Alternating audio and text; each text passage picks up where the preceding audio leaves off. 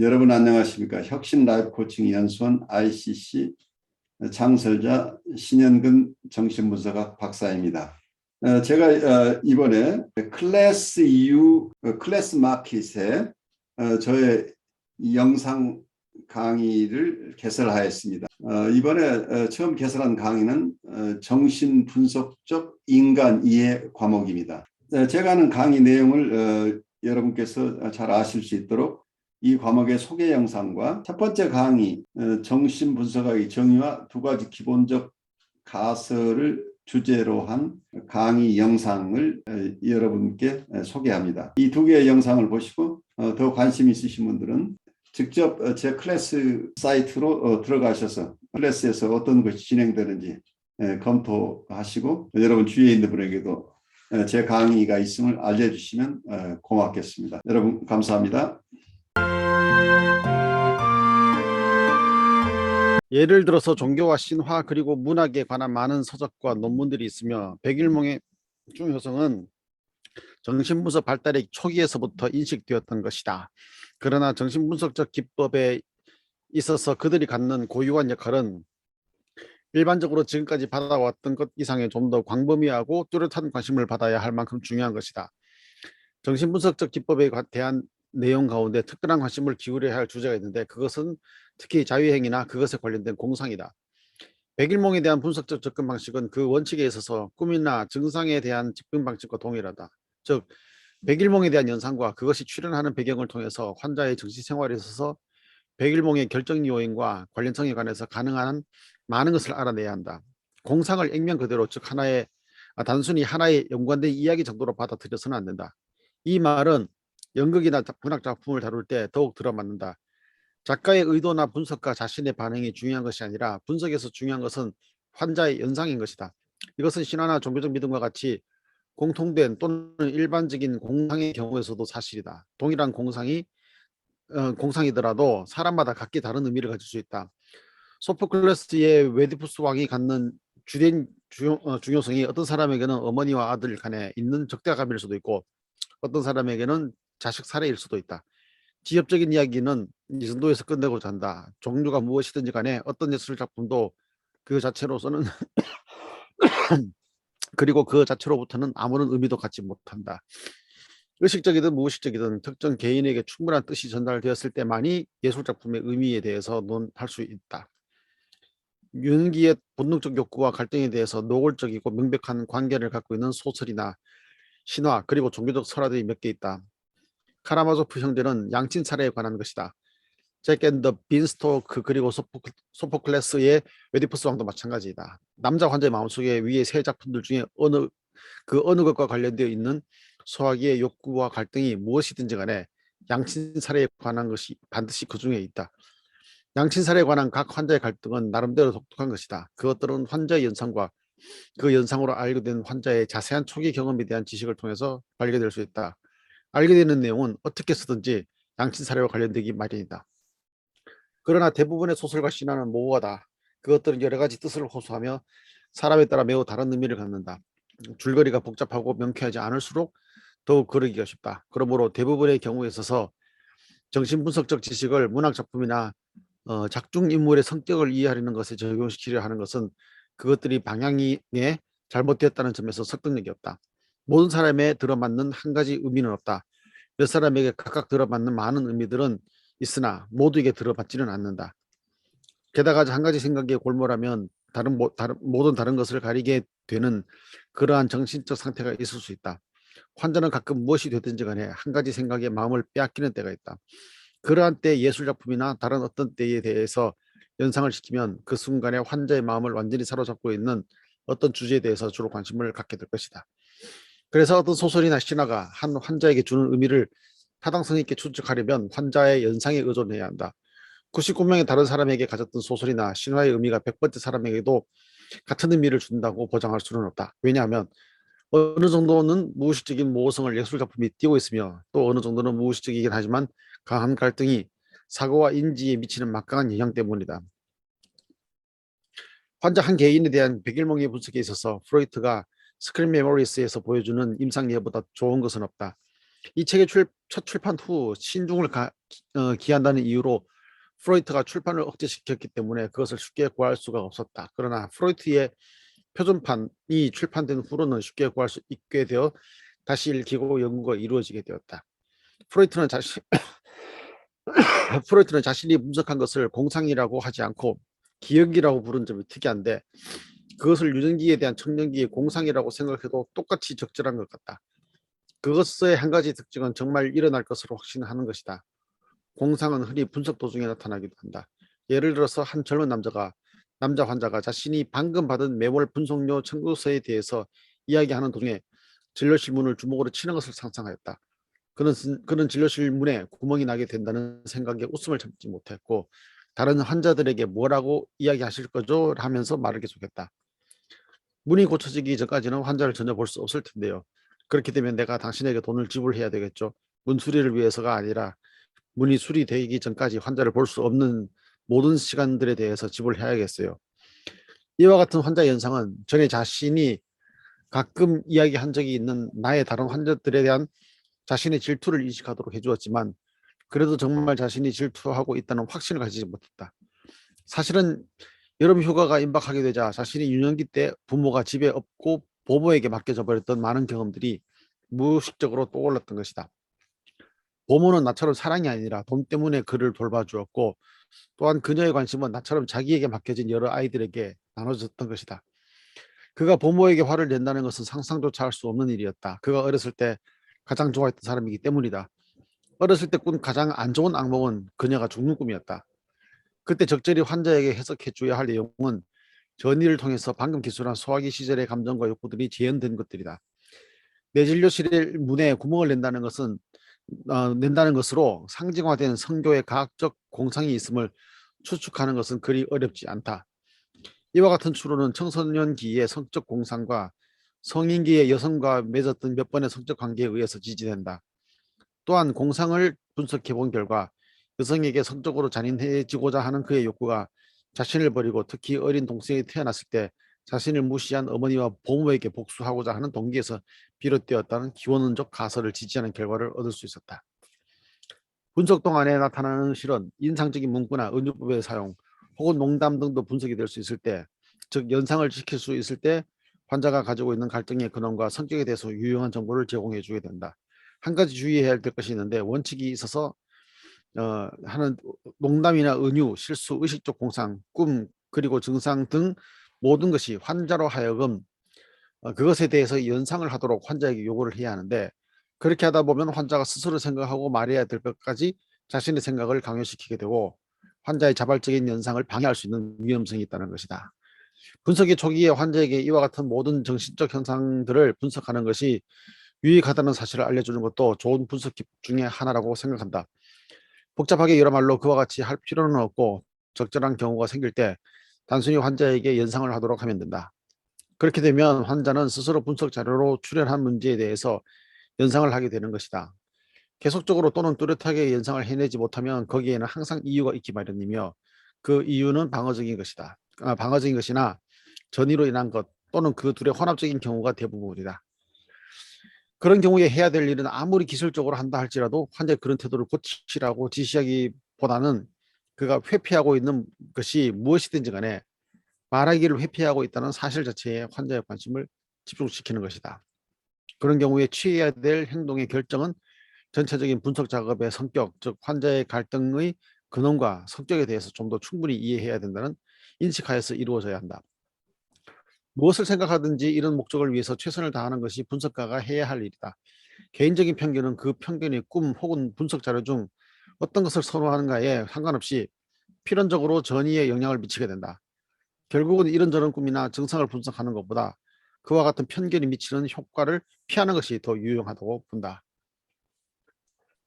마지막에 요약을 볼 텐데, 여기 굉장히 많은 얘기를 하고 있어요. 하지만 가장 중요한 것은 우리가 여러 환자들을 보는데 우리가 이론적인 공부를 많이 하는데 그 이론을 하나의 이런 가능성의 하나, 그러니까 하이파스시스 중에 하나, 가설 중에 하나라는 걸 이해를 해야 되는데, 어떤 경우에 우리가 너무 루틴하게 환자를 보는 패턴으로 가거나 진단 중심으로 가는 경우에는 개개인이 갖는 특히 어떤 상황에서 같은 판타지가 있는 경우 그 판타지가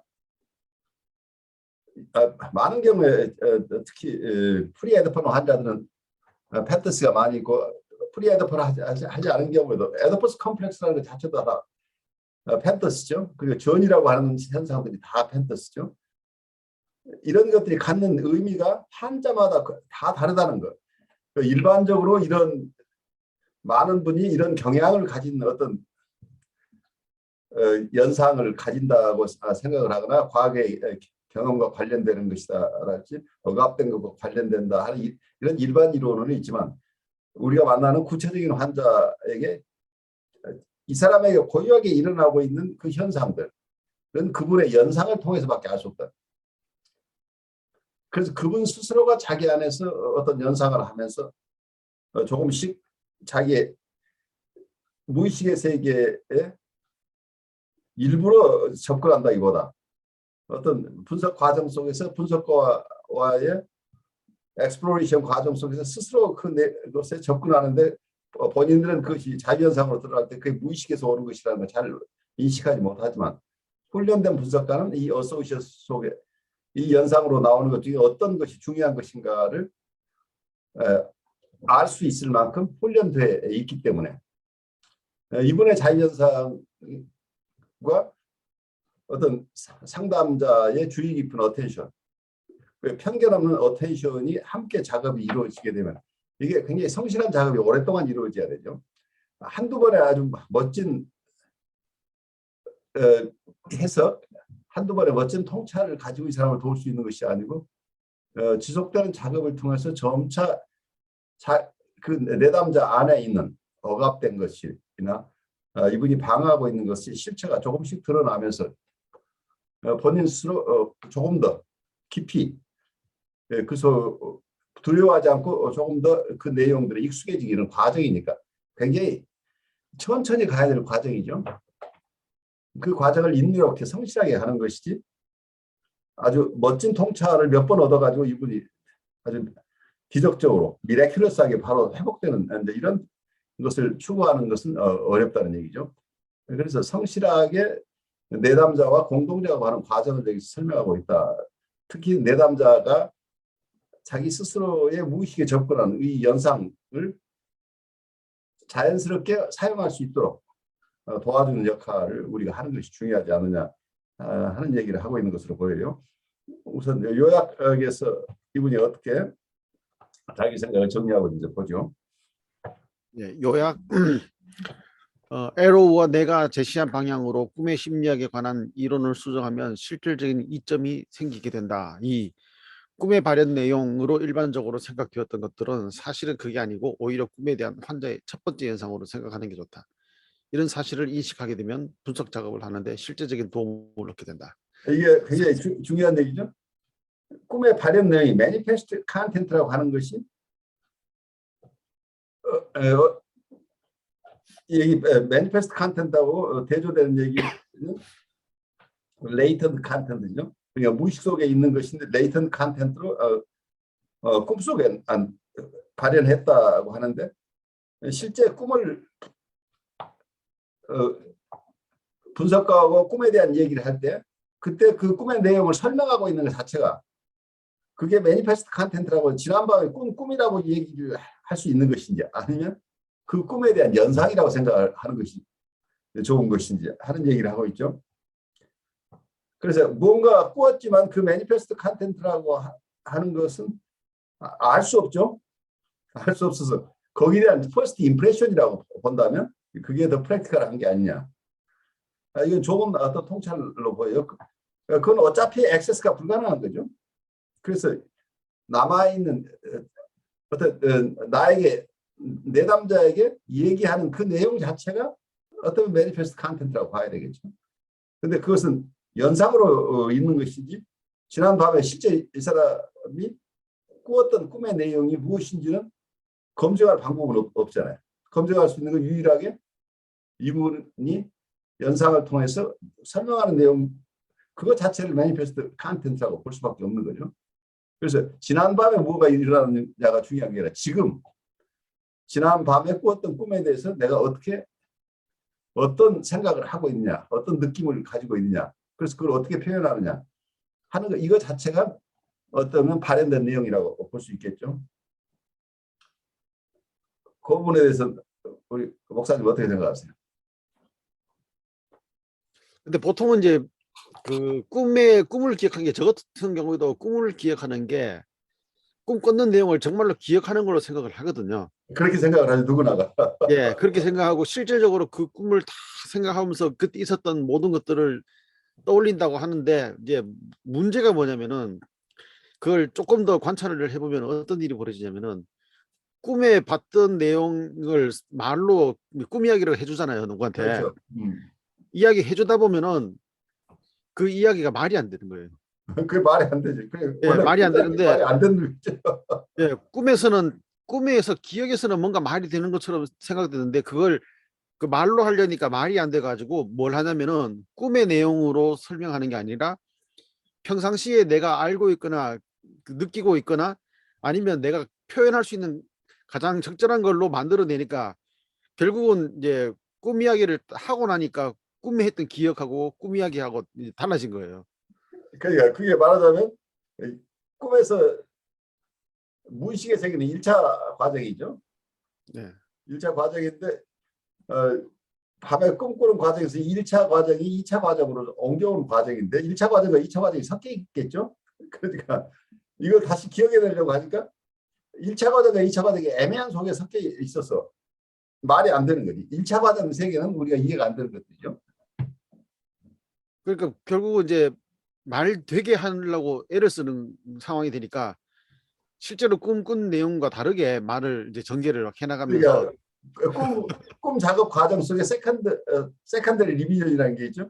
2차 개작이라는 게 있다는 얘기예요. 예, 예, 그렇게 일어나는 거죠. 그 안에서 꿈꾸는 과정 속에서 이게 말이 안 되니까 뭔가 말이 되도록 만들어내는 과정이 있는데 이제 연상하는 과정 속에 이게 다시 재현되는 거잖아요. 그렇죠. 그러면서 이제 그 꿈 기억이 바뀐다는 걸 느끼거든요. 그렇죠. 예, 꿈 기억이 바뀌는 거냐면은 꿈에서 있었던 거는 어차피 기억이 잘 안 나니까 나는 이렇게 꿈 꿨을 것이다 하고 꿈을 갖다가 말되게 편집을 해요. 그렇죠. 그 편집 그러면 과정. 그러면은 꿈에서 봤던 장면들이 원래는 순서가 A, B, C로 갔는데 그걸 A, C, B 이렇게 바꿔버리는데 마지막 기억에는 바뀐 걸로 그냥 남아 있는 거죠. 그렇죠. 예, 그러니까 그거를 이제 처음에는 아무 생각 없이 그냥 꿈에 대한 기억하고 꿈을 이야기하고 했는데, 제가 꿈꾼 거를 가만히 관찰하면서 다음에 기억하는 방식들을 이렇게 제가 한번 스스로를 한번 되돌아보니까 그런 꿈들에 관한 기억들이 있다는 걸 이제 발견하게 됐죠. 아주 꿈을 굉장히 많이 꾸시고 꿈에 관심이 많기 때문에 그걸 실제 체험하신 거죠. 네. 그래서 그래서 어떨 때 보면 이제 꿈이라는 게 단순하게 어떤 뭐 이야기가 봤던 기억들의 재현이라기보다는 뭔가가 다른 무언가가 있다라는 것들을 자꾸 이제 생각하게 되는 것 같습니다. 그래요. 이 어소시에이션이라는 게 굉장히 중요한데 어떠면 우리가 기억이라고 하는 것도 그렇죠. 우리가 꿈을 기억해낸다고 하는 거지만 어린 시절을 우리가 기억해내는 것 자체, 어린 시절의 메모리라고 하는 것도 어때요? 메모리 자체가 실제 있었던 것인지 아니면 내 자유연상을 통해서 어떤 것들을 경험했다고 생각하고 느끼는 것인지 어느 쪽일 것 같아요. 그러니까 꿈하고 비슷한 것 같아요. 분명히 기억이 분명히 있는데, 어린 시절의 기억이 네, 있는데 그거를 만약에 그게 한 가지 팩트로만 기억이라 그러면은 그때 있었던 사람들의 이야기가 다 똑같아야 되는데 네. 그렇죠. 다 다르거든요. 그래 이야기가 분명히 나는 확실하게 기억한다고 말하는데 딴 사람은 아니라고 그러면서 다른 이야기를 하거든요. 그래서 이제 어떨 때 보면은 나는 확실하다고 느껴지는 그 생생하다고 생각되는 그것이 왜 다른 사람에게는 그거는 잘못된 기억이 될까, 이제 그런 의문들을 가질 때가 있었어요. 그래서 기억이라는 것이 내가 스스로 내가 가진 기억이 절대적이다라고 믿을 만큼 내 머릿속에서는 이렇게 작업이 일어났다. 이제 그런 생각이 들면서 그 기억이라는 것을 너무 믿으면 안 된다 하는 그런 생각이 이제 들었죠. 그렇죠. 그러니까 우리가 기억이라고 하는 것도 굉장히 서브젝티브한 거기 때문에 그것이 현실 검증을 통해서 실제로 있었던 것인지 이걸 맞춰볼 필요는 있는데 어떤 우리 그냥 정서적인 것은 그냥 그 자체 현실 검증이 필요 없는 세계도 얼마든지 있죠. 그렇다면 내 필요에 의해서 그 기억을 하고 있는 것일 수도 있죠. 내 사이킥 니드스 때문에 그 메모리가 필요해서 어쩌면 내가 지금 생산하고 있는 것인지 모르죠. 실제 있었던 것을 기억하는 것인지 아니면 내가 기억한다고 연상하고 있는 것을 기억이라고 받아들이는 것인지 그것이 꼭 클리어해야 될 필요는 없겠죠. 결과는 마찬가지죠. 그리고 어쩌면 그것은 검증이 불가능한 것일 수 있죠. 네. 많은 사람들이 공유하는 어떤 체험이라고 한다면 검증이 되지만 그렇지 않고 개개인의 특히 내적 세계 속에서 있었던 거라고 한다면 그건 검증할 방법이 없는 거죠. 근데 한 가지는 보면은 이제 예를 들어서 뭐 그 어린 시절의 기간이 뭐 3년에 걸쳐 있었던 어떤 기간인데 그 기간 속에서 남는 기억은 몇 가지 순간들이잖아요. 어떤 짧은 몇 개의 시간들. 순간일 뿐이죠. 근데 그게 어떻게 보면은 어린 시절에 대한 정서로서 다 지배적인 정서가 되어버렸다는 자체는 어떻게 보면은 별것 아닌 사건 같지만은 그게 이게 어떻게 보면 평생의 기억으로 남게 되는 그런 걸 보면서 그 어떤 정서적인 충격이라는 게 있잖아요. 짧은 시간의 충격이라는 거. 그렇죠. 예, 그런 것들이 평생을 갈 수도 있겠구나 하는 생각이 들더라고요. 그렇죠. 그리고 어쩌면 그 우리가 기억나는 것은 많은 비슷한 체험 중에 일부일 가능성이 있습니다. 네.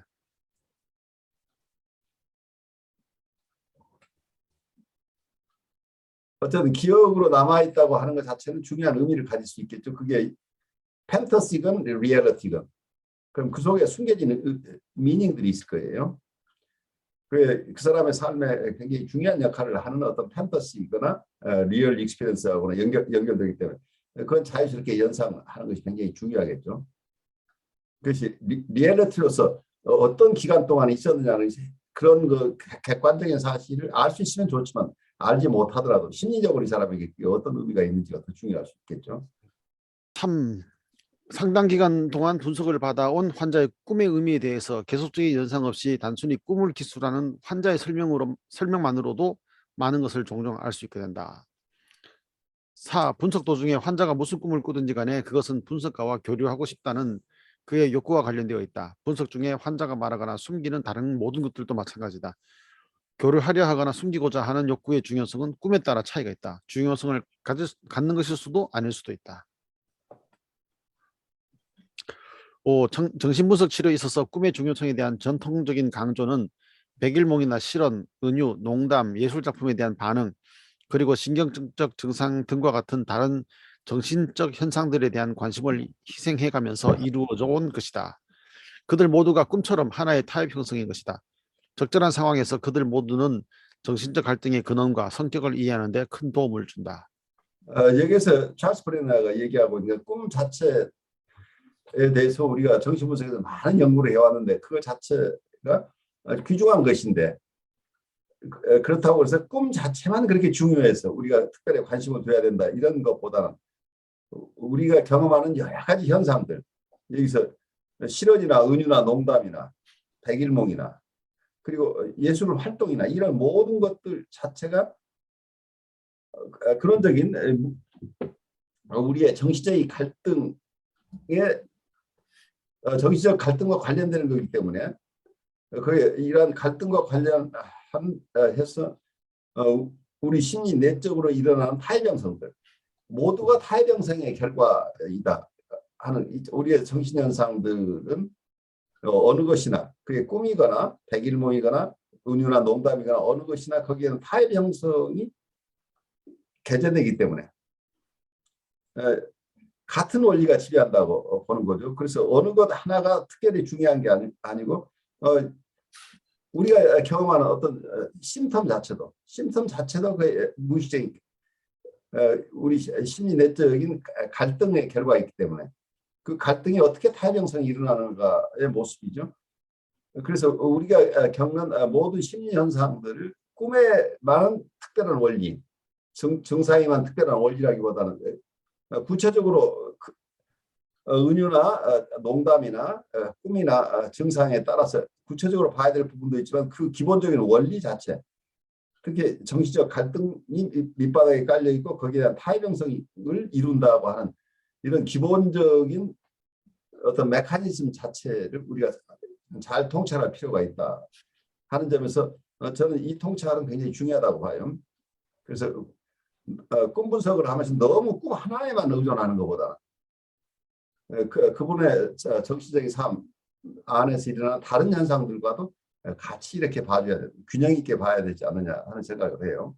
그래서 너무 꿈 하나에 의존하다 보면 꿈 자체를 과다하게 그게 큰 너무 비중을 두다 보면 어쩌면 지나친 해석을 할 가능성도 생기게 되겠죠.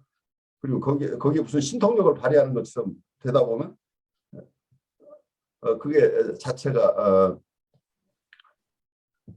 그 꿈이 가지고 있는 어떤 심볼릭한 어떤 미닝을 넘어서 과다하게 지나치게 해석함으로써 오히려 이 사람을 이해하는 데 방해를 받을 수도 있겠죠. 과거에는 그 꿈 자체가 신령스러운 것으로 외부에서 오는 어떤 스피릿에 의해서 꿈을 꾼 것이라는 쪽까지 가니까 꿈을 통해서 이 사람을 이해하는 게 아니라 꿈을 통해서 결국 이 사람은 이해하지 못하는 결과로 가버린 그런 과거들이 있겠죠. 이 사람 안에 일어나고 있는 현상을 어떤 이 사람이 통제할 수 없는 이 사람 밖에 있는 외부적인 힘들의 작용으로 이렇게 이해할 가능성이 있는데 과거에 오랫동안 수천 년 동안 인류가 그렇게 해왔는데 지금 사람들 속에서도 그런 현상이 없지 않죠? 많은 일반적인 분들이 꿈 자체에 대해 큰 비중을 두다 보면 이게 불균형이 발생할 수 있는 거죠. 주위에서 그 꿈에 대해서 대하는 걸 보시면서 어떤 생각이 드세요? 그래서 너무 과하게 확신하고 있는 것 같고요. 이게 성경에도 보면은 이제 막 다니엘이나 요셉이나 그런 꿈에 관한 이야기들이 나오잖아요. 네. 근데 그게 뭐 실제적으로 성경에서는 꿈 가지고 꿈으로 인해서 어떤 역사적 사건에 대한 것들이나 뭐 미리 준비하거나 이런 뭐 좀 예지적인 이런 것들이 경우가 좀 드물게 나타나는데 사람들은 그게 너무 어떻게 보면은 뭐랄까요? 전능감을 높여주는 그런 사건처럼 되니까 그 너무 빠져드는 것 같아요. 그래가지고 꿈에서 근데 실제적으로 또 희한한 거는 저도 이제 몇 번 꿈을 꾸지만은 과거에 꾼 꿈인데 실제적으로 그 나타났을 때 어떤 뭐 유사성이라고 봐야죠. 딱 100% 들어맞는 건 아닌데 그렇죠. 유사한 건데 그게 그 왜 비슷한 그 이미지가 나왔는지조차도 참 희한하다 이거죠. 느낌이 그게 이상한 느낌이고 아주 이제 그런 거니까 자꾸 무슨 생각을 하게 되냐면은 꿈에서 본 것들이 현실로 드러날까 봐 이제 어떨 때는 막 걱정이 되거든요. 왜냐면 그게 불안을 가져오는 거죠? 예, 꿈이 너무 안 좋은데 몇 번의 경험들이 꿈에서 봤던 것들이나 비슷한 일들이 이제 일어났을 때 야 이거 진짜 이거 실현되면 어떡하지 이런 염려가 이제 안 되는 건 아니거든요. 근데 그만큼 꿈이 이제 생생하게 느껴진 건데 근데 어떨 때는 그게 뭐냐면 똑같은 게 아닌 걸 아는데 그냥 뭐라고 하냐면은 그렇게 해석을 해버리는 거예요. 그러니까 내 어소시에이션이라는 얘기죠. 네. 그러니까 내 연상이 그쪽으로 가고 있는 거죠. 그러니까 내 연상이 자꾸 그쪽으로 가는 것은 내 무의식의 어떤 것들하고 연결이 되는 거다. 그러니까 내 안에 억압되어 있는 거나 어떤 내가 지금 분열시켜 놓고 있거나 억압해 놓고 있는 어떤 요소들과 연결될 가능성이 굉장히 높기 때문에 이게 반복돼서 연상이 일어난다고 해요. 같은 꿈을 계속 꾸는 것인지 같은 연상을 내가 반복하는 것인지 그렇죠. 불분명하죠. 그래서 그런 것들을 이제 보면은 이제 저같이 이제 꿈을 갖다가 관찰하는 사람 입장에서는 왜냐하면 어떨 때는 꿈과 비슷한 일이 일어나지만 어떨 때는 전혀 상관없는 것들이라는 것들이 인정을 하면서 스스로 이제 그걸 하다 보니까 어쩌면 내가 그거를 그 꿈과 현실을 갖다가 끼워 맞추고 있을 수도 있겠다 하는 그런 생각을 하는데 누군가가 꿈 이야기를 하면은 그 꿈이 그 꿈을 말하는 사람이 뭐랄까요? 꿈에 봤던 거를 현실과 너무 막 맞는 걸로 이야기, 예. 그렇게 해가지고 확신에 차가지고 이야기하니까 그 꿈이 그런 의미가 아니다라고 말하면은 이제 막 오히려 뭐랄까요? 자기를 무시한 것 같은 뭐 그런 느낌. 그렇죠. 근데 그 성경에 그런 이야기가 나오니까 이제 많은 사람들이 교회에서는 말 그대로 이제 꿈이 하나님께서 주신 어떤 계시처럼 이렇게 느끼는 사람들도 많이 있거든요. 그래가지고 저는 이제 그런 이야기 할 때 이제 성경에 나오는 얘기, 하나님께서 꿈으로 나타내시는 이유를 아느냐 하는 부분이 나오거든요. 그래, 그 사람을 겸손하게 하기 위해서다, 이렇게 성경에 써 있어요. 네. 그래서 겸손하게라는 말이 뭘까 생각해보고 저는 어떻게 해석했냐면은, 어떨 때는 내가 모르는 꿈이라는 게 있으니까 꿈이 가지고 있는 어떤 내가 모르는 어떤 신비한 것들에 대해서 무시는 안 하겠다. 그렇지만은 꿈은 꿈일 때가 있다. 그죠? 한국말로 하면 그렇죠. 개꿈이다, 그죠? 그러니까 내가 모든 일이 일어난 다음에 그냥 뭐랄까, 아 그랬구나 하고, 어떻게 보면은 과거를 돌아보면서 리플렉션 하면서 고백적으로는 내가 그랬어야 되는데 조심했어야 되는데라고 말할 수 있지만은, 내가 먼저 그 일이 일어날 거다 이렇게는 말 못한다. 그게 사람으로 하여금 꿈 꿨다 해가지고 내가 다 아는 척 할 수도 없다. 네, 이제 그렇게 이야기해 줬거든요. 아주 중요한 포인트죠. 거기에 너무 휘둘린다고 하는 것이 정신적으로 건강하지 않을 수 있다는 얘기, 잘못하면. 네. 그러니까요. 그러니까 어떤 면에서 자기 심리 내적인 현상일 가능성이 굉장히 높은데, 이것을 그 소스가 자기가 아니고 다른 데서 오는 것이라고 받아들이는 순간 이 사람이 주체성이 상실되잖아요. 그렇기 때문에. 그리고 주체성이 상실된다고 하는 것은 한쪽에서는 본인의 삶에 대한 책임을 회피하거나 포기하는 것일 수도 있는 거죠.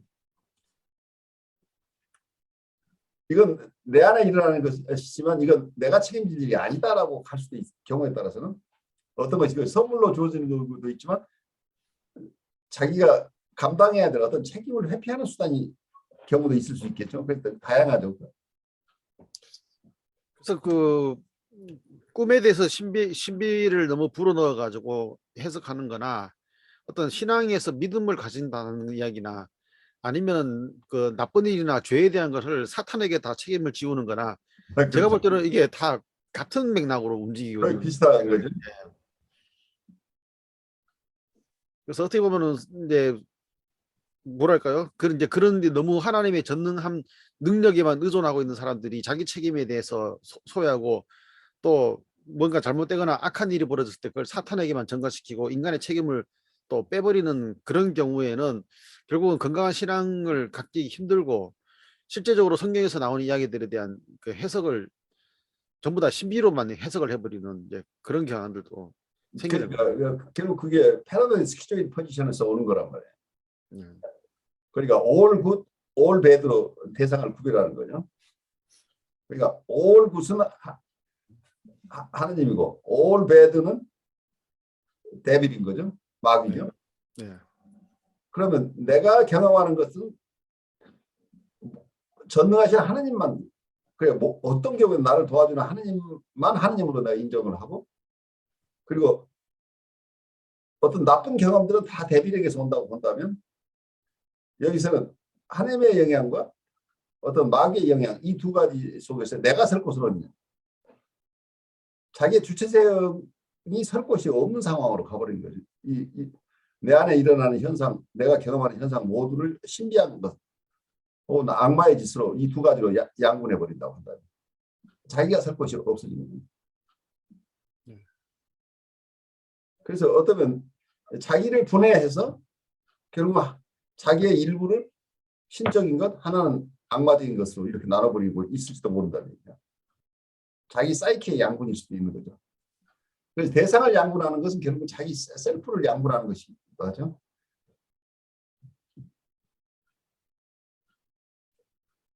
그래서 어떤 면에서는 심리적으로 약한 분들이 지나치게 신비 체험 속에 노출되는 경우에 따른 굉장히 심리적인 타격이 올 가능성이 있어요. 현실 검증 능력이 상실되면서 환청 속으로 들어가면서 그게 신앙 체험이 아니고 심리적으로 굉장히 회복하기 어려운 그런 상태로 들어갈 수도 있는 거죠. 그래서 그 어떤 경우는 군에 있을 때 겪었던 건데 어떤 분이 그 하나님의 음성을 듣는다 이제 그런 말 하는 거예요. 그렇죠. 하나님 음성들. 예, 계시를 받는다는데 그 처음에는 뭐 그런 거 비슷하게 하니까 그런가 보다 했는데 며칠 지나고 나니까 이제는 너무 뭐랄까요, 지나치게 하나님의 계시가 너무 이제 미래에 관한 거라든지 그 말할 필요 없는 것까지 막 이제 말하기 시작하는데, 그래 가만히 지켜보니까 그 다음 번째는 그 뭐랄까요, 그 악마적인 이야기들을 막 하기 시작하는 거예요. 그렇죠. 이게 이제 분열되는 거죠. 예, 그래서 그래 보면은 꼭 보면은 하나님의 계시를 막 받는다는 사람들이 시간이 지나면 지날수록 뭐가 나오냐면은 막 욕설이라든지 그런 뭐 사람들 봤을 때 귀신 들렸다 하는 그런 현상들처럼 뭐 악마, 처음에는 뭐 성령에 의해서 말하는 줄 알았더니 나중에 알고 봤더니 악마였다더라, 이런 이야기들이 자꾸 나오는 거예요. 그래서 그런 걸 보면은 결국은 인간의 심리에서 어떤 뭐랄까 분열되었을 때 그 가지고 있던 억압되었던 것들이 결국은 막 터져 나오는 게 다 이게 배드 오브젝트에 관한 것들이 얼마나 이게 인간에게 억압되어 있을까, 이제 그런 생각을 해볼 수 있는 것 같아요. 그렇죠. 그러니까 평온한 체험을 한 분들은 대부분 이게 대상의 통합이 일어나고, 그리고 자기 스스로도 이게 통합이 일어나서 내가 전능한 것은 아니고 내가 할 수 있는 것도 있고 할 수 없는 것도 있다. 이제 이런 것들 현실 검증 능력이 생기는 거죠. 대상에 대해서 저 사람이 잘하는 것도 있지만 또 나 실망시키는 것도 많다. 그렇지만 뭐 사람이 다 완전할 수 있어 하면서 그 사람을 어떤 제한된 범위 내에서 어떤 것 내가 좋아하는 부분과 싫어하는 부분을 같이 가진 사람으로, 그렇지만 그 사람은 독립된 인격으로 대하면서 관계를 맺어가는 거죠. 그래서 완벽한 사람과의 관계가 아니라 서로 완벽하지 않지만 서로 다른 사람들끼리의 교류가 일어나는 건데, 이걸 완벽한 어떤 대상만 추구하고 완벽하지 않은 사람은 다 나쁜 사람으로 이렇게 올 굿과 올 배드로 세상을 분류하는 이런 것은, 그렇게 사람들을 무조건 좋기만 한 대상과 무조건 나쁜 대상 이렇게 구별하는 패턴을 계속 가지고 간다면 그분이 정신적으로 항상 건강하지 않은 모습을 드러나는 거죠. 그런 대상이 실제 없는 거죠. 어떤 대상도 근데 이걸 이분법으로 바라보기 때문이죠. 그래서 그게 분열이 일어나는 거예요. 대상이 계속해서 반복적으로 대상이 분열되는 것은 어쩌면 자기가 분열되어 있는 상태이기 때문에 이런 현상이 일어나요. 자기가 통합된 인격으로 서 있지 않기 때문에 자기가 만나는 대상들이 다 쪼개진 대상이 되는 거죠. 왜냐하면 대상을 파악하는 것은 결국은 자기 대상 파악이 가장 기본적인 것은 자기 안에 가지고 있는 대상에 대한 생각을 투사하는 경우가 많기 때문이죠. 그러니까 자기가 쪼개져 있으면 쪼개진 것과 걸맞는 대상 이미지에 대한 투사가 계속 일어나겠죠. 근데 그것도 보면은 그 정신적으로 연약한 사람인데 그 상당히 논리적인 그런 경우가 있거든요. 그러니까 상당히 논리적으로 그거를 이제 이야기하는 거예요. 그렇죠. 논리적으로. 네. 예. 그래서 그거에 대해서 어떻게 보면 통합이라는 자체가 어떨 때는 논리성을 뛰어넘는 이야기 같은데 어떤 모순이라는 걸 그대로 받아들일 수도 있는 거잖아요. 모순을 받아들여야 그게 통합이죠. 예. 그렇게 되니까 모순되는 걸 통합하는 입장으로 이제 그 논리적인 사람한테 접근한 이야기가 되니까 논리적인 사람을 다 이겨낼 수가 없어요.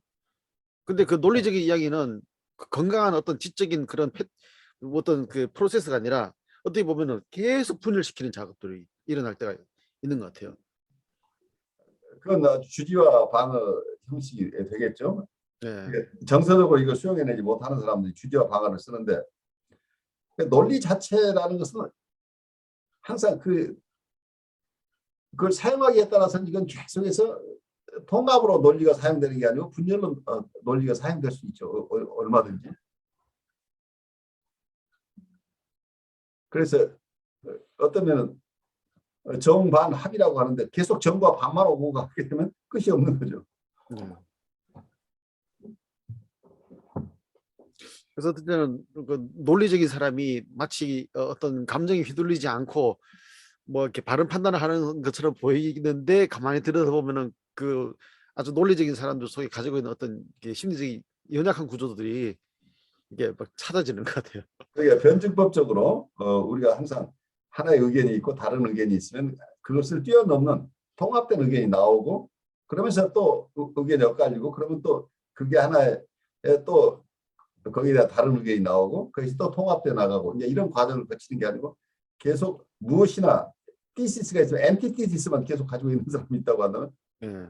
그 사람은 통합이 일어나는 게 아니죠. 발전이 일어나는 게 아니죠. 그 자리에 계속 맴도는 거고 모든 것에 대한 부정적인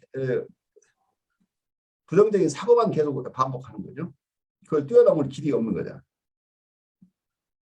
그렇죠. 그런 얘기 하고 나면 아주 그냥 뭐랄까 에너지가 많이 소모가 되고 답답하기만 하고. 탈진하는 거죠. 예. 거기서 벗어나지 않고 계속 맴도니까. 적당선에서 어떨 때는 합쳐져야 되는데 그게 없이 계속 그냥 이 말하면은 거기에 반대, 그 말하면 저기에 반대, 계속 이거 핑퐁 하듯이 퉁퉁퉁퉁 튀면서 그래가지고 뭐랄까요, 어떤 그 우리가 알 수 없는 것에서는 알 수가 없는 것 끝이 나야 되는데 그렇죠. 그걸 안 하고 계속 다 분명하게 논리적으로 이렇게 나눠질 때까지 계속 이제 따져 들으니까. 그게 이제 서양의 어떤 이분법이 결국은 분석 끝이 없다고 하는 거죠. 우리가 양자역학의 세계까지 계속 지금 고전적인 물리학에서 양자 물리학으로 계속 하지만 그 자체가 이제 이게 끝이라고 하지만 그걸 또 쪼개보면 또 지금까지 모르던 것이 계속 나오는 거죠. 쪼갠다고 하면 끝이 없이 무한히 쪼개질 수 있는 건데 결국 이게 통합의 과정이 가지 않으면 의미 있는 어떤 경험을 하기가 굉장히 힘들어지겠죠. 그래서 우리 고등학교 때 공부하던 미분법을 배우면 적분을 배워야 미분과 적분이 함께 쓸 수 있을 거 아니에요. 미분 적분이 함께 일어나야 통합적인 체험이 일어날 텐데 어느 한 사람은 계속 미분만 하고 있다고 한다면 이걸 통합해내는 것은 해낼 수가 없겠죠. 그래서 서양적인 방법은 분석이고 동양적인 방법은 통합인데 어느 하나만 가지고 완벽하지는 않겠죠. 서로 도움을 주고받으면서 결국 어느 한 방법만 가지고는 인간을 이해하거나 세계를 우주를 이해한다는 것이 불가능할지도 모르죠. 그래서 두 가지 방법이 서로의 한계를 인정하면서 다른 쪽의 것을 배워야 될 거예요. 배운다면 아마 서로 도움을 받을 수 있겠죠. 뭐 정신적으로 또 건강해야지 그 도움을 받지, 안 그러면 배척하는 걸로 끝나버리잖아요. 그래서 서로 배척하는 거죠. 무시하고. 예. 예. 6번 정신분석에서 증상을 분석하는 가치에 대하여 예정을 들었다. 분석 작업에서 증상이 갖는 지속적이고 반복적인 성격의 중요성에 대해서 독자의 관심을 집중시켰다. 증상의 소실과 재현이 갖는 의미가 예문을 통해 논의되었다. 7. 증상은 꿈과 같이 모든 경우에 있어서 고유한 것이다. 피상적으로 비슷한 증상이 서로 다른 갈등으로부터 생길 수 있으며 비슷한 갈등이 피상적으로 서로 다른 증상을 일으킬 수도 있다. 8. 증상을 분석할 때 증상이 나타나는 정신적 상황을 아는 것은 유용하고 필수적이다. 9. 환자가 어떤 증상에 관해서 언급할 경우 그것은 꿈에 관해서 언급할 경우와 마찬가지로 그것에 대한 환자의 첫 번째 연상을 내포한다. 10. 증상은 결코 단순한 하나의 방어가 아니다. 그것은 방어가 중요한 역할을 담당하는 타입 형성이다. 11. 증상은 독립된 현상이 아니다. 그들은 전체 조직의 한 부분이자 환자의 전체적인 정신세계의 한 부분이다. 정신적인 것과 병적인 것을 다 포함하는 환자 생활의 다른 측면과 증상이 맺는 관계는 증상 밑에 내재하고 있는 갈등을 이해하는 데 중요한 실마리를 제공해준다. 12. 어떤 예술 작품도 그 자체로서는 의미가 없다. 한 사람이나 그 이상의 사람에게 의식적이든 무의식적이든 어떤 의미를 가질 때만이 예술 작품의 의미를 찾을 수 있다. 모든 사람에게 타당한 한 가지 의미는 없다. 몇 사람에게 각각 타당한 많은 의미는 있으나 모두에게 들어맞지는 않는다. 13. 백일몽의 분석 가치에 대한 예정을 들었다. 문헌 가운데 특히 교훈적인 예들을 언급하여 놓았다. 네, 이상입니다. 그래요. 이 챕터가 굉장히 큰 챕터인데 증상, 꿈, 증상, 환상 및 유사현상의 분석인데 여기서 얘기하고 있는 것은 구체적인 하나가 아니라 모든 우리 정신적인 현상 속에 우리가 체험하는 여러 현상 속에 관통하고 있는 동일한 원리들을 우리가 파악하는 게 중요하다고 보는 거죠. 어느 분을 이해하려고 할 때 특히 우리가 만나는 분들은 심리적으로 항상 즐거움 속에 살아서 이 즐거움을 나누고 싶어서 오시는 분이라고 한다면 정말 우리도 편안할 텐데 그렇지 못하고 심리적으로 어려운 상황에 있는 분들이 우리의 도움을 받겠다고 오시는 분들이 많기 때문에 궁극적으로는 이분들 모두가 자기 스스로 해결하지 못하고 있는 정신적인 갈등을 체험하고 있다는 거죠. 근데 이 정신적인 갈등은 무의식적인 갈등이기 때문에 본인이 그 실체를 잘 모르는 거죠. 그리고 이런 갈등이 첨예하게 이 사람의 삶을 이분의 삶에 어떤 의식으로 드러나고 있는 여러 활동 속에 그 무의식적인 갈등이 영향을 미치고 있는데 이 무의식적인 것은 무의식의 세계이기 때문에 들여다볼 수 없어서 알 수 없어서 어느 하나하나의 현상마다 자기가 그 체험 자체가 통합적인 체험이 아니고 분열된 체험이죠. 자기의 증상으로 드러났던 자기 아픔으로서 계속 오는 거고 이 사람이 판타지 속에서 드러난다고 이 판타지 속에서 이상한 현상 것을 자기가 생각하지 않는 어떤 것들이 자꾸 판타지 속에 드러나겠죠. 꿈속에서도 이상한 악몽을 계속 꾸고 있다고 한다면 그것이 왜 이 악몽을 꾸는지 알 수 없는 거죠. 그리고 일상 삶 안에서 일정한 시기에는 계속 어떤 사람들은 사고가 나죠. 교통사고가 빈번하게 나는 경우도 이 사람의 어떤 마음의 갈등이 결국은 그렇게 표현되는 경우도 있죠.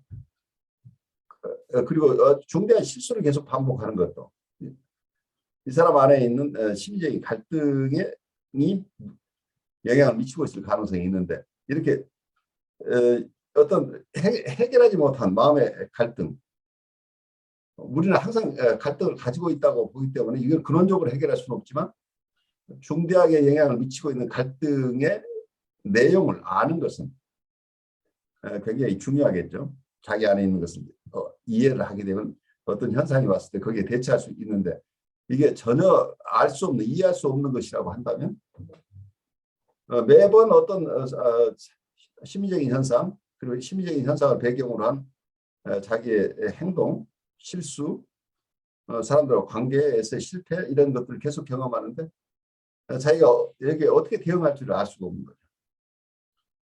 그래서 이 무의식적인 것을 이해해 나가는 과정 속에서 이 무의식의 세계에 대해서 통찰을 가지고 있고 본인 스스로 체험해봤고 그리고 그쪽에 관심을 가지고 계속 공부하는 분들이 자기 스스로는 알 수 없는 이분들이 스스로 자기 안에 어떤 것들이 일어나고 있는지를 이해할 수 있도록 도와주는 과정이 어쩌면 상담의 과정이고 정신보조의 과정이라고 얘기할 수 있겠죠.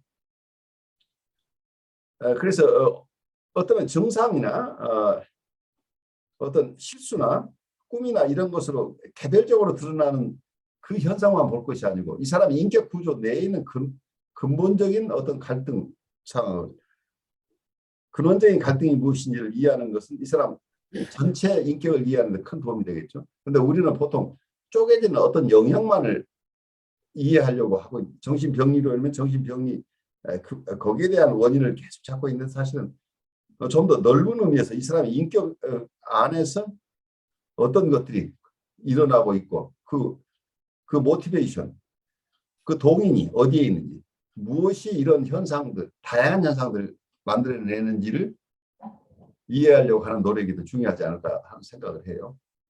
목사님은 어떤 생각을 하세요? 저한테 드는 생각 중에 하나가요. 이런 꿈 증상, 뭐 환상, 유사 현상 이런 것들이 어떻게 보면 시점으로 말하면은 항상 현재라는 시점에 있는 것 같거든요. 그렇죠. 네, 현재라는 시점인데 그걸 구성하고 있는 내용들을 보면은 거의 과거에서 이야기를 많이 끌어오는 경우가 있거든요. 그러면 이제 어떨 때 보면은 접근할 때 과거에 무엇이 있었는지를 이게 자꾸 찾아내 가지고 말 그대로 그 사람이 가지고 있는 어린 시절은 어땠고 이런 막 찾잖아요. 이렇게 이야기하면서. 그래 찾고 있는데 각종 상담이라든지 정신치료라든지 이런 것들이 좀 뭐래 그런 쪽으로 많이 그 시간을 많이 쓰는 것 같은데 어떻게 보면은 이 현재라는 그 시점에 가지고 있는 그 사람의 전체적인 인격의 구조 자체가 이 인간은 현재라는 것밖에 가질 수가 없는데 그래서 집중하는 게 이 현재인지 과거인지인데 과거를 파헤친다 해가지고 현재가 달라질 것이냐 과연 달라질 것이냐 이렇게 이런 의문들을 한번 가져보게 되거든요. 그래서 이제 어떻게 보면은 접근해야 될 시점은 그 내담자의 현재 시점에서 출발해서 과거라고 생각하는 어떻게 보면 그 과거라고 하는 기억이나 꿈이나 이런 모든 것들이 어떻게 보면은 현재 내가 가지고 있는 말하자면 판타지거나 판타시거나 아니면 뭐랄까요 공상 백일문 같은 예, 그런 거라 그러면은 과거에 무슨 일이 있었는지보다는 지금 내가 그걸 어떻게 느끼고 있는지 그걸 왜 만드는지 그러니까 이게 어떻게 보면 접근법이 조금 달라져야 되지 않을까 하는 이제 그런 생각도 아주 좋은 의견이에요. 근데 어쩌면 서로 다른 의견 같지만 같은 것일 수도 있어요. 우리가 과거를 파헤친다고 과거에 대한 경험들을 서로 엑스플로레이션 하는 것은 사실은 이 사람의 현재의 마음의 상태는 과거하고 현재 마음의 상태 속에는 과거의 모든 경험이 바탕이 돼서 현재의 느낌이 일어나고 있는 거죠. 그러니까 현재라고 하는 것은 과거하고 분리될 수 있는 게 아니고 현재를 이해하는 것은 결국 과거로부터 오는 영향을 내가 이해를 해야 현재를 알기 때문에 그래서 과거를 서로 보는 거겠죠. 현재 내가 지금 표면적으로 느끼는 것이 왜 이렇게 느끼는지를 자기가 알 수 없기 때문이죠. 그래서 현재 정서나 생각이나 이 사람의 어떤 생각 패턴이나 행동 패턴 자체가 과거하고 무관하게 지금 현재 나와서 내가 생각하고 내가 기억하고 내 주체적으로 이렇게 현재가 만들어지는 것이 아니고 내가 아무리 독립적인 인격을 가진다고 하지만 내 안에 내 마음을 이루고 있는 것은 과거의 머티리얼들이 합쳐져서 현재 내 마음을 구성하고 있기 때문에 내가 지금 이 마음 안에서 어떤 괴로움이 있다고 한다면 이 괴로움의 근원을 찾다 보니까 현재 그 괴로움의 근원을 찾는데 그것은 결국은 내 마음의 층중에 저 아래층에 있는 것이라는 거예요. 내가 지금 잘 기억하지 못하고 있는 그 층 속에 있는 것이 내 의식에 잘 들어오지 않는 어떤 것이 계속해서 나를 움직이고 있다고 한다면 그 동인을 찾아가는 작업이 필요하다는 얘기겠죠. 그래서 쉽지 않은 얘기죠. 예, 과거하고 단절할 수 있으면 좋겠는데 과거하고 단절하고는 현재를 알 수 없기 때문이에요. 그러니까 이제 문제가 그 현재의 시점에서 기억하는 그 과거가 실제로 과거가 아니라 현재에서 바라보는 과거이기 때문에 그러니까 그게 어떤 포스트 모더니즘적인 생각이죠. 모든 것은 내가 만들어내는 것이다. 이제 이렇게 볼 수도 있는데 꼭 그것이 맞는 것은 아니지만 어쨌든 지금 어떤 기억을 하고 어떤 꿈을 꾸고 하는 것은 현재의 마음이라는 결국은. 내가 지금 내 사이키 안에서 일어나는 현상이라는 거죠. 근데 그 머티리얼들이 과거하고 관련돼서 지금 내가 꿈을 꾸거나 판타지를 환상을 한다고 하는 것 자체가 그건 재료로 사용되고 있는 것이지만 그로 인한 어떤 심리적인 현상은 현재 나와 있어 내가 느끼고 생각하고 그 영향을 받고 있는 것이라는 거죠. 그러니까 과거에 대한 재해석도 보면은 과거에 이제 느꼈던 느낌이나 과거의 상황이 다르잖아요. 다르죠. 예, 과거에는 그럴 수밖에 없는 여러 가지 상황들이 있었는데 현재 시점으로 그걸 바라보면서 재해석을 하면서 과거의 것을 내가 그때 그런 거구나 하고 이렇게 받아들여 버리면은 사실은 과거에는 문제가 안 되는 것이 현재는 문제가 될 수 있고 과거에 느꼈던 그 문제가 지금에 느끼는 문제와 다른 건데도 불구하고 지금의 느낌으로 끌고 와 버리고 하니까 어떨 때는 그거를 무슨 어떤 생각까지 드냐면은 과연 이 사람의 과거를 그 사실이 어떠했는지에 대해서 탐구하는 게 범죄 수사가 아니고서는 심리적인 문제라면은 그걸 과거를 막 자세하게 들춰내는 것보다는 현재 내가 과거를 어떻게 보고 있느냐의 범위에서 봐야 되지 않을까 하는. 그래요. 그러니까 너무 지나치게 불필요하게 상담자의 호기심 때문에 이 사람의 과거를 다 들쑤시겠다고 하는 것은 맞지 않다고 봐요, 저도. 대신에 이 사람 스스로가 자기를 이해하는 과정 속에서 이런저런 생각을 하는 것을 얼마든지 보장해 줘야 돼요. 네. 그 자유현상이 일어나는 것을 내가 허용하는 마음이 우선 중요하다. 네. 그래서 프로이드가 봤던 이분리 호버링 어텐션이라고 하는 것 자체가 편견을 가지지 않고 내담자가 어떤 얘기를 하거나 내가 고르게 관심을 가져줘야 된다는 거. 그러니까 어떤 얘기를 하거나 어느 쪽에 내가 중요하다고 생각하는 것만 골라서 내가 어텐션을 주는 게 아니고 고루 떠 있는 관심을 주라고 하는 이분리 호버링 어텐션이라는 개념 자체가 내담자의 자유현상을 허용하기 위한 기본 조건이라는 얘기죠. 내가 이것만 중요하고 이 사람이 이런저런 얘기하는데 그 얘기는 이제 다 충분히 하셨으니까 이 얘기 하세요라고 내가 주도적으로 끌고 가버리면 이 사람의 자유현상이 바르게 갈 길을 이미 차단해 버리는 거죠. 내가 원하는 것만 듣고 싶어 하는 거잖아요. 그러니까요. 그러니까 그때 했던 그 이야기를 제가 이 챕터 공부하면서 새삼스럽게 느끼는 다고 할까요? 그러니까 뭐냐면 자유현상이 왜 중요할까를, 그걸 자유현상을 통해 가지고 무의식적인 과거를, 어떤 생각하지도 못했던 과거를 막 들춰내는 게 중요한 게 아니라 그렇죠.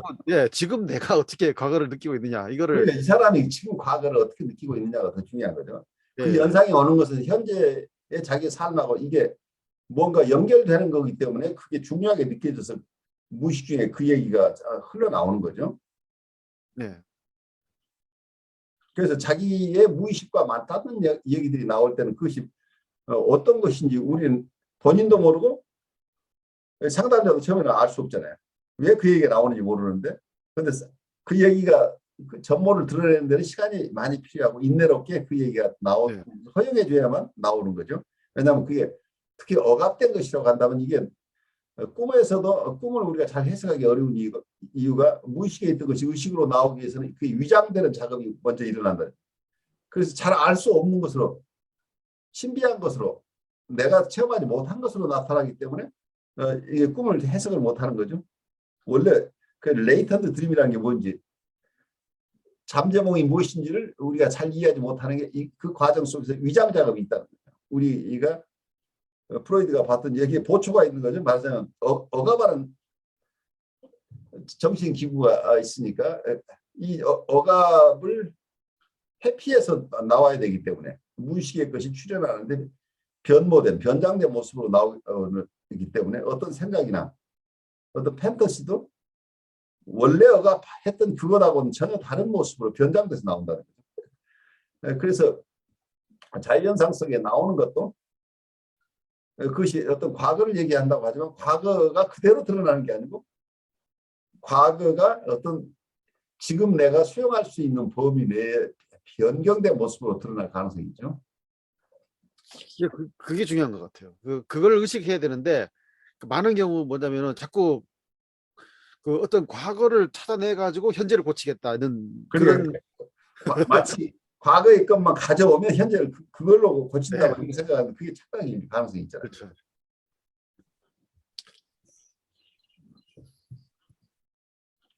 그래서 시점으로 말하면은 그 프레젠트라는 현재라는 시점이 다른 시점을 생각하는 것보다 결국은 더 중요하다는 이제 결론이 내려지더라고요. 예. 어떻게 그 내담자든지 본인 자기 자신을 내 분석이든지 간에 현재의 나는 어떤 사람인가를 잘 파악을 할 때에 어떤 면에서는 삶의 의미가 다시 새롭게 나타나는 것이고 그 사람이 이해할 수 있는 것이지, 현재를 이해하기 위해서 과거에 있었던 사건들만 가지고 자꾸 되뇌어봤자 결국은 현재라는 거는, 그러니까 그 사람은 매일매일 자유현상 자체가 매일매일 달라질 수도 있다는 거잖아요. 예. 그렇죠. 어떤 어떤 그러니까 경우에는 논리적으로 하면은 그 자유현상이 어제와 오늘의 일관성이 없으면 이 사람 거짓말 한다고 치워버리는데, 그게 아니라 막 계속 달라지고 1시간 전에 이야기한 거랑 지금 달라지는 거랑 그거조차도 우리는 수용할 만큼 생각이 있어야 된다는 거거든요. 그러니까 무의식의 세계라는 건 1차 과정이나 2차 과정 프로이드가 봤던 것을 우리가 조금 더 현실감 있게 봐야 되는 거죠. 우리가 꿈속에서 경험하는 것은 그 1차 과정의 것들이 2차 과정으로 변모해 오는 과정 속에 있으니까 그 중간 영역이라고 보이는데 그건 과거와 현재가 없잖아요. 네. 과거와 현재, 미래가 다 하나죠. 네. 그렇죠. 그리고 A라는 사람과 B라는 사람, C라는 사람이 어떨 때는 다 하나로 합쳐져서 하나의 인격으로 드러나기도 하고 하나의 인격이 다 쪼개져서 손오공 한 사람이 1000명의 손오공이 되기도 하죠. 이런 게 어떤 1차적인 사고방식이죠. 그래서 사고방식의 합리성을 중심으로 한 2차 사고 과정이 아니고 2차 과정 사고는 우리가 굉장히 논리적이고 합리적인 앞뒤가 맞아야 되는 거죠. 네. 앞뒤가 맞는 이런 논리적인 과정의 사고가 있지만 우리가 그런 논리적인 과정의 사고에 굉장히 익숙하지만 그래서 여기서는 A 아니면 A이기도 하고 B이기도 하다는 것은 비논리적이죠. 이런 난라지컬한 것은 수용되지 않는 것이 어쩌면 2차 과정 사고죠. 그런데 우리는 이성 중심의 사고는 우리가 그것을 우리 합리성을 아주 굉장히 중요시하는 그런 서구의 문화의 영향을 우리도 굉장히 많이 받아왔는데 모든 것이 합리성만 가지고 해결될 수 있느냐 한다면 그게 아니라는 것을 우리가 이제 조금 더 배우게 되는 거죠. 1차 사고 과정이 어떤 창조성의 근원이기도 하고 어쩌면 우리의 생명의 원천일 수도 있는 거죠. 아직 이게 분열되기 전에 라지컬하게 A와 B 이렇게 구별해서 이분법으로 생각하고 이렇게 저렇게 나누어서 생각하는 서양식의 어떤 분석적인 어떤 어프로치가 필요하지만 그 이전에 우리는 통합된 하나의 어떤 경험이나 체험이나 통합된 주체나 대상이나 이게 먼저 있었다고 봐야 되지 않겠어요? 쪼개지기 전의 상태가 있다는 거죠. 이게 어쩌면 동양에서 얘기하고 있는 어떤 우리의 마음에 대한 얘기를 할 때 우리의 자성은 무엇이냐 하는 거라고 이제 우리의 본래 마음은 무엇이냐라고 할 때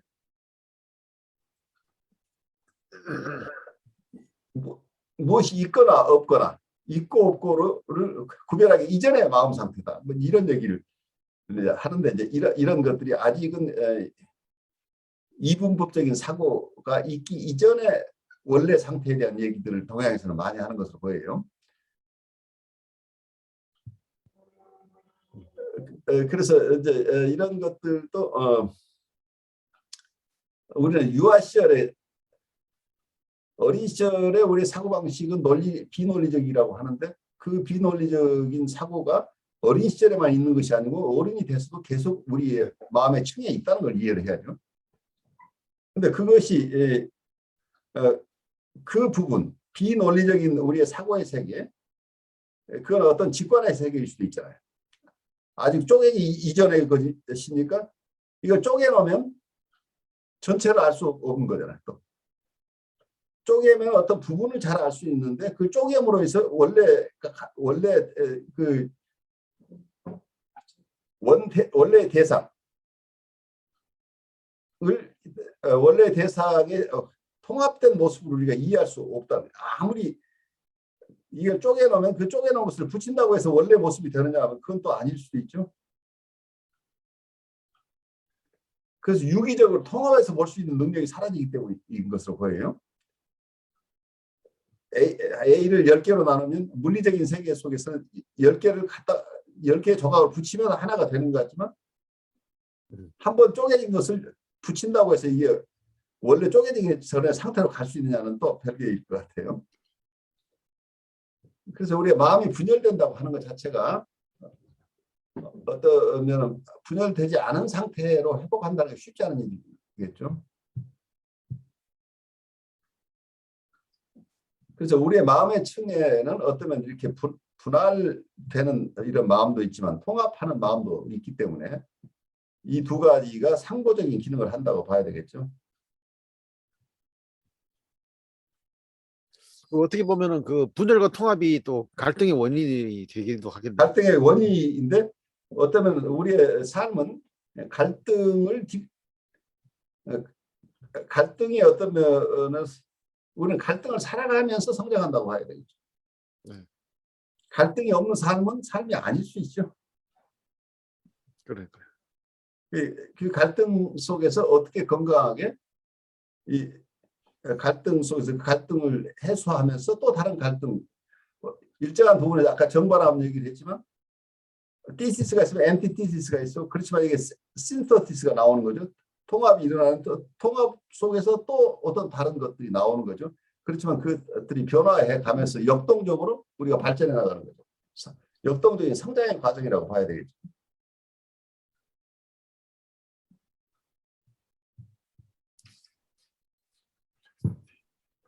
그런 생각하면 어떻게 보면은 정신적으로 취약성이 있다는 사람들은 분열이든지 통합이든지 간에 한쪽에서만 머물려고 애를 쓰는 사람들이 결국은 그게 취약점이 될 가능성이 높네요. 그러니까 그게 고착돼 버린다.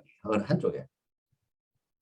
그러니까 우리가 정신분석에서 케이스 포뮬레이션 할 때 굉장히 중요한 게 이 사람의 셀프는 어떻고 이 사람의 정체성은 어떻고 이 사람의 대상관계는 어떻고 이고의 상태는 어떻고 여러 가지가 있지만 가장 중요한 것 중에 하나가 이 사람의 믿음 시스템이에요. 이 사람은 어떤 세상을 바라보는 어떤 고착된 어떤 생각이 있는지 자신을 바라보는 어떤 고착된 생각이 있는지 이제 이런 것들을 가진 사람들은 세상을 유연하게 볼 수 있는 힘들이 약한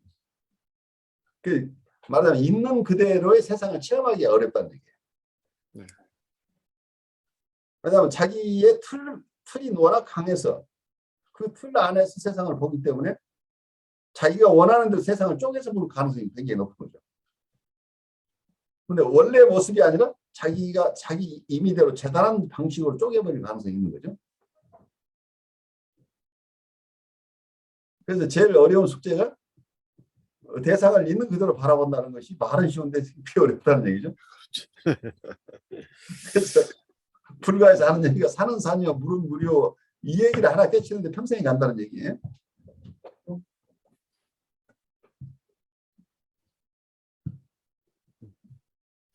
어떤 그 이상주의라든지 그런 것들도 어떻게 보면은 그냥 예를 들자면은 그 통합이라는 것을 너무 이상화시켜 버리는 경우 있잖아요. 그렇죠. 예, 그렇게도 볼 수 있을 것 같아요. 그러니까 통합이라는 것은 뭐든지 다 그 잘 되는 거 그냥 막 이루어져 나가는 거라고 생각한다면 분열 없이 안정적인 거라고 하면은 사실은 이게 어떤 신앙적으로 보면은 항상 하나님의 섭리대로 움직이는 것을 통합으로 여긴다 그러면 그게 하나의 이상적인 상황이 되어버리니까 그런 것들로 인해 가지고 오히려 뭐랄까요 인간의 성장이 방해되는 그런 경우도 생기는 것 같고 또 그러다 보니까 오히려 그 인간이 가지고 있는 취약점들 그 오히려 퇴행이 일어나는 경우도 생겨버리고 그러니까 말하자면은 통합을 위해서 내가 인식할 수 있는 것들을 다 포기해버리는 그런 그러니까 그게 방어가 작용하죠. 그러면. 예. 그러니까 겉으로 볼 때는 상당한 성장이 된 것 같은데 가만히 들여다보면은 그게 아니라 무기력한 퇴행이 일어나 버린 상태로 머물러 버리는. 그래 자기의 인격적인 어떤 책임을 방기하고 있는 것이 가능성이 있잖아요. 네. 그러니까 이게 쉬운 이야기는 아닌 것 같아요, 전체적으로. 쉽지 않은 거죠. 그러니까 네. 어떤 영적 식별에서 가장 중요한 것 중에 하나가 우리가 영적으로 성장하는 과정에서 영적인 위안과 영적 우울이 함께 있다는 것을 우리가 이해해야 된다. 근데 많은 사람이 영적 위안, 스피리추얼 칸셀레이션, 위안을 찾아서 위안이 결국은 이게 하나님의 은총이다. 그래서 위안이 없는 것은 자기가 신앙적으로 굉장히 약하다고 생각을 하는데 어떤 사막의 교부들의 어떤 체험 속에서 영적인 어떤 사막, 그러니까 영적인 우울의 상태를 견뎌 본 사람이 아니면 신앙적인 성숙을 없다고 보는 거예요. 그 영적 우울을 참으로 참다운 영적 위안을 참으로 향유할 수 있는 사람은, 영적 우울을 고친 사람만이 영적 위안을 이해할 수 있다. 그래서 이거 자체가 겉으로 보면 우울증, 조울증 상태가처럼 느끼는데 그런 거하고 전혀 다른 거가, 하느님이 나를 전혀 돌보지 않는다고, 내가 방치되어 있는 것 같은 이런 오랜 시간이 영적 우울의 기간인 거죠. 그런데 이 기간을 자기 신앙으로 자기 스스로 노력하면서 애쓰면서 이 과정을 통과하는 사람만이 영적 위안의 과정이 왔을 때 참다운 위안을 가질 수 있다는 거죠. 그리고 내가 영적 위안에 있다고 해서 계속 이 영적 위안에 머무르는 게 아니고 또 영적인 고독이 온다는 거죠. 그래서 어떤 면에서는 이런 것이 어떤 면에서는 멜라니 클라인 얘기했던 우리가 편집 분열적인 자리를 우리가 체험을 하는데, 거기서 디프레시브 포지션에 가면은 여기 성장이 일어나는데, 그 디프레시브 포지션에 계속 있는 게 아니고 그 자리에서 또 다른 긴장, 갈등이 생겨나면서 또다시 편집 분열적인 자리로 가는데, 거기서 다시 통합으로 간다는, 이게 우울적 자리죠. 그래서 어쩌면 분열과 통합은 한 번로 일어나는 게 아니고 유기체가, 어떤 생명체가 성장해가는 과정이 바로 한쪽에서는 분열적인 상황, 그리고 그 통합을 이루었지만 그 통합이 다시 깨지면서 분열로 가고, 그 분열에서 다시 또 통합이 일어난다. 이런 역동적인 과정으로 파악할 필요가 있지 않습니까? 어떻게 보면 이게 순환적이어서 그 자리에 맴도는 거 아니냐, 우리가 발달이 전혀 안 되는 거 아니냐고 생각할 수 있겠지만, 그거 자체가 아까 정반합의 원리처럼 어쩌면 지금 분열적인 상태에 있다가 통합됐지만 이 통합에서 다시 분열로 가죠. 그 분열된 상태는 그 이전의 분열을 반복하는 게 아니고 새로운 긴장이라는 얘기입니다. 그래서 과거에 극복했던 그 차원의 똑같은 것을 반복한다기보다는 그것과는 조금 다른 차원의 새로운 갈등을 경험하면서 그걸 또 극복해 가면서 새로운 통합이 일어나, 이게 같은 이 과정이지만 어떤 차원이 다른 조금 더 고양된 상태의 갈등들을 우리가 체험한다. 이렇게 보면 그 과정을 통해서 만들어지는 어떤 통합이라는 것도, 최초에 경험했던 통합과 2차, 3차 이 시련을 거치면서 통합해 나가는 것은 전혀 질이 다른 거라고 볼 수 있겠죠. 그러니까 어떻게 보면은 그 치료 과정이라는 게 지금 생각나는 게 어떤 그 내담자의 고착점을 찾는 것과 관련되겠네요. 그렇죠. 그래서 고착점을 찾는데 보통 가진 생각이 지금 말씀하신 대로 다른 갈등들이 계속 일어나는데, 어떤 사람은 분명히 다른 건데 그걸 하나라고 생각해 버리는 고착을 하잖아요. 그렇죠. 모든 그래서 그거를 하나라고 다 모르고 하는 거죠. 그래서 그걸 다르다라고 인식시켜 주는 것이 어쩌면 치료의 과정일 수도 있겠다는 생각이 들거든요. 네, 그렇죠. 유연하게. 그리고 과거에 그것이 아니고 지금 새로운 체험들이 일어나고 있다는 것을 이해하는 게 중요하죠. 그러니까 과거의 이야기를 자꾸 끄집어내는 거는 결국은 과거 이야기를 듣고 싶어서가 아니고 고착점을 찾는 과정이다, 이렇게 보는 게. 그렇죠. 네. 이 사람이 과거를 반복해서 얘기할 수밖에, 그 어소시에이션이 계속 일어나는 이 사람의 마음의 상태가 중요한 거죠. 이 사람이 왜 이러는지, 그럼 이건 어떤 갈등이 있어서 계속 이 사람이 이 지점에 매여서 과거 얘기를 반복할 수밖에 없는 것인지 하는 거죠. 어떠면 그 과거를 반복하고 싶어서가 아니라 과거에 얻지 못했던 어떤 것을 얻고 싶어서 그 소망이 속에 숨어 있을 가능성이 있잖아요. 네. 이 사람의 숨어 있는 소망을 우리가 봐야 되겠죠. 근데 그게 실제적으로 신앙 운동에도 보면은 그런, 어떻게 보면 제가 볼 때는 고착점이 느껴지는 경우가 있거든요. 그 자꾸 과거의 어떤 사건으로 돌아가자고 주장을 하는 거예요. 그렇죠. 예를 들면은 교육에서도 보면 초대교회 그 초기 기독교의 공동체로 돌아가자 이러는데, 저는 돌아갈 수 없는데 왜 자꾸 돌아가자 그러냐 이런 생각이 드는 거예요. 근데 지금 말씀하신 대로 고착점을 만들어내서 거기에서 뭔가 소망을 갖다가 자꾸 거기다 거기서 얻고 싶은 것을 조금 더 구체적으로 스테이트먼트 할 수 있어야 되겠죠. 구체적으로 초대교회로 돌아가고 싶은 그 초대교회에서 무엇을 얻고 싶은 것인지, 네. 그것을 현재 어떻게 구현할 것인지 하는 쪽으로 논의를 좀 발전시키면 좋은데, 계속 초대교회로 돌아가자고 한다면 우리는 몇천 년 전으로 돌아갈 수 없는 구조인데, 돌아가자고 하는 것 자체가 사람들의 공감을 이끌어내거나 어떤 힘있게 돌아갈 수가 없는 상황을 계속 만들어내 버리는 거죠. 그러니까 비현실적인 상황이 일어나 버리는 거죠. 그런데 그 정신을 현대에 어떻게 구현할 것인가라고 간다면 사람들을 납득시킬 수 있는 거겠죠. 네. 근데 보통 보면은 교회가 이제 어떤 뭐랄까 위기 상황이 닥치면은 꼭 그런 이야기를 하거든요. 방어적인 거죠. 네, 그러니까요. 그럼 마치 그렇게 되면은 초대 그 교회에 있었던 그런 어떤 신앙적인 그런 운동들 있잖아요. 뭐 기도하고 뭐 모이고 하는 네. 거.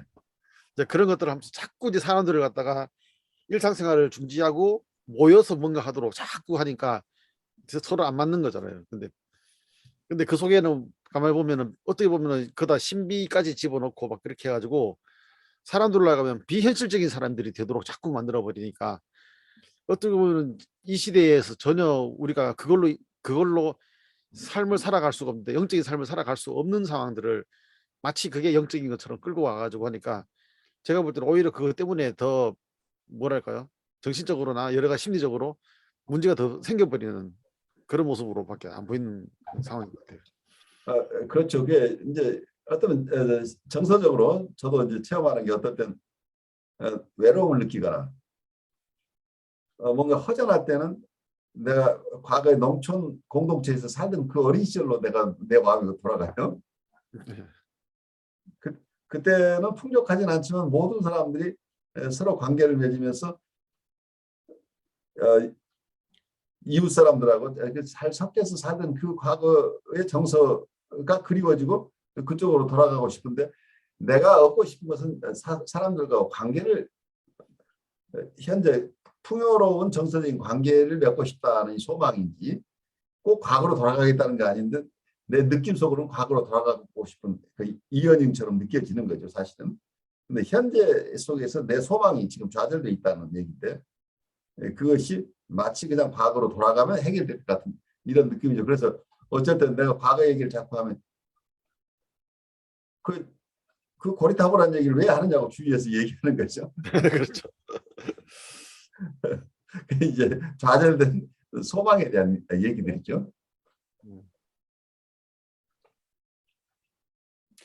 그러니까 이게 환상에 빠져 있다는 것도 결국은 좌절된 소망에 머물러 있는. 그렇죠. 그러니까 네. 꿈이라고 하는 게 뭐냐면 위시풀필먼트라고 얘기했던 프로이드 얘기는 굉장히 클리어해요. 네. 소망 충족이라는 꿈이라는 거. 그 팬터시도 꿈이에요. 백일몽이란 말이에요. 그러니까 어떤 팬터시를 꾸고 있다는 그 속에는 억압된 소망이 어떤 방식으로든 지금 충족되고 있다는 거죠. 팬터시 속에서.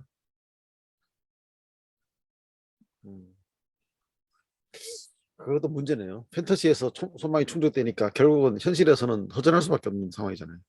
근데 그런 것들이, 그래서 잘 조화를 해야 되는 거예요. 이게 그냥 팬터시 속에서 머물러서 될 일이 아니니까 현실 속에서 이 소망을 이루려고 하는 노력이 필요하겠죠. 그렇게 되면.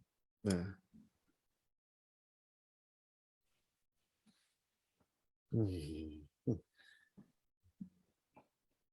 근데 어떻게 보면 이제 현대 문명이라는 게 그런 어떤 뭐랄까요, 소망 자체가 왜곡돼 버린 상황이라고 할까요? 그게 커머셜라이즈 되면서 이상하게 네. 되버리는 거예요. 그러니까 이러나 저러나 그게 이루어지지 않으니까 그 판타지도 그냥 판타지가 아니라 말 그대로 마법 같은 판타지를 자꾸 만들어내고, 오히려 그래서 문명이 발달할수록 보면 사람들 속에는 그 잘못된 어떤 판타지들이 더 막 활발하게 움직인다는 그런 생각도 좀 드는 것 같아요. 그러니까 어쩌면 그 팬터시가 이주된 말하자면 외부에서 주입된 팬터시로, 네. 자기 팬터시로 이게 착각해 하는 상황이 일어나 버리는 거죠. 그렇기 때문에 네. 외부에서 어쩌면 다른 사람이 돈 벌기 위한 목적으로 만들어낸 공장에서 찍어낸 팬터시를 각자에게 지금 네. 세일하고 있잖아요. 네. 그러니까요. 그 판타지를 자기 거라고 믿고 자기 안에 숨겨진 소망을 자기가 잘 모르니까 외부에서 가져온 소망을 자기 소망으로 그냥 동일시해버리는 이런 결과가 되겠죠. 그렇게 되면. 그래서 어쩌면 이 판타지마저도 남은 것을 사용한다는 얘기는 우리 심리 구조가 식민지화 된다는 얘기예요. 컬러나이즈 된 거죠. 네. 그래서 각자의 주체성이 사라진다는 얘기죠.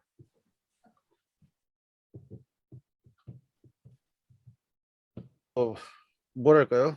그 미디어가 발달하고 그다음에 스마트폰이나 그런 게임 같은 것들이 발달할수록 이렇게 보면은 자기가 자기 생각을 하는 게 아니라 말 그대로 그 주입된 그런 커머셜화된 그 판타시에 살아가는. 그게 참 비극적인 거죠. 각자가 주관성을 놓쳐버리고 외부에서 주입된 판타시를 자기 판타시로 알고 거기에서 소망 충족을 얻겠다고 하는데 그걸 아무리 충족시켜도 남은 거니까 자기 것이 채워지지 않는 거죠. 그렇게 되면. 그럼 점점 더 엠티 코어가 생겨나는 거죠. 자기 안에 텅 빈 영역이 채워지지 않는 거죠. 외부에서 주입된 그 판타시를 아무리 만족을 시켜도 결국 자기가 실제 자기 스스로 비어있는 부분, 이 부분을 채울 방법이 없잖아. 자기의 숨겨진 소망을 자기가 발견하지 못하니까. 남이 돈 벌기 위해서 나에게 주입한 소망만을 계속 내가 대신 체험을 하고 있는데 실제 내 소망은 발견하지도 그걸 실현시키지도 못하고 있는 거죠.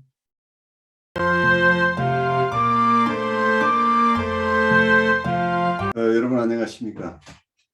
저는 신현근 정신분석학 박사입니다.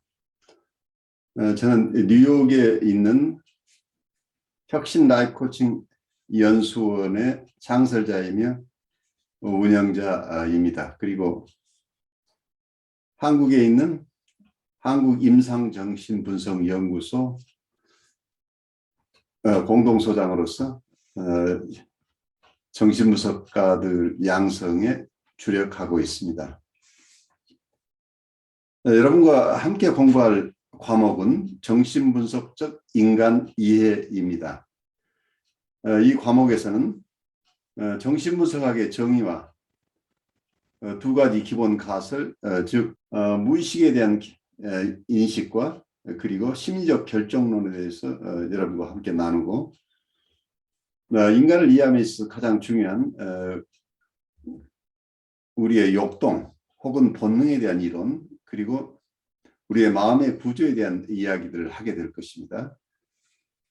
이를 기반으로 원본능과 자아를 어떻게 구별할 것인가 그리고 자아는 어떻게 발달하는 것인가 그리고 자아와 원본능 간의 갈등이나 대립이 있을 수 있는데 이 자아가 스스로를 방어하는 여러 가지 기능이 있는데 이 자아가 가지는 방어 기제들은 어떤 것인가 하는 얘기를 나누면서 자아의 발달에서 가장 중요한 대상관계를 어떻게 이해할 것인가 그리고 대상관계가 발달함에 따라서 초자아가 발달하게 되는데 초자아의 발달 과정과 그 기능에 대해서 여러분과 함께 나누고 그리고 정신분석이 무의식의 세계를 기반으로 하기 때문에 실수와 재치 그리고 꿈에 대해서 함께 공부하겠습니다. 그리고 정신분석학이 심리학 전체를 다루는 일반 심리학이긴 하지만 연원적으로 정신병리 측면에서 발달되어 왔습니다. 그래서 정신병리론에 대해서 우리가 공부하고 정신적 갈등이 정신병리에 영향을 미치긴 하지만 또한 정상적인 발달 과정에서도 정신적 갈등은 큰 영향을 미치기 때문에 이 정상적인 정신 기능과 정신적 갈등에 대해서 알아보고 그리고 우리가 태어날 때 이고나 혹은 셀프라고 하는 자아나 자기를 가지고 태어났는지에 대한 논쟁에 대해서 여러분과 알아보도록 하겠습니다. 그리고 저는 정신분석에는 다양한 학파들이 있는데 이 다양한 학파들을 각각 독립된 것으로 보지 않고 다양한 정신분석들을 정신분석이라는 큰 틀 안에서 통합해야 내야 될 필요가 있다고 봅니다. 그래서 통합적인 정신분석이 왜 필요한가 하는 얘기를 우리가 나누게 되겠고, 그리고 정신분석 자체가 영성과는 어떤 관계에 있는지, 우리 인간 발달을 중심으로 인간을 이해한다고 할 때 정신분석과 영성과는 불가분의 관계에 있다고 봅니다. 이런 다양한 측면들을 여러분과 함께 공부할 수 있기 바랍니다. 여러분 감사합니다.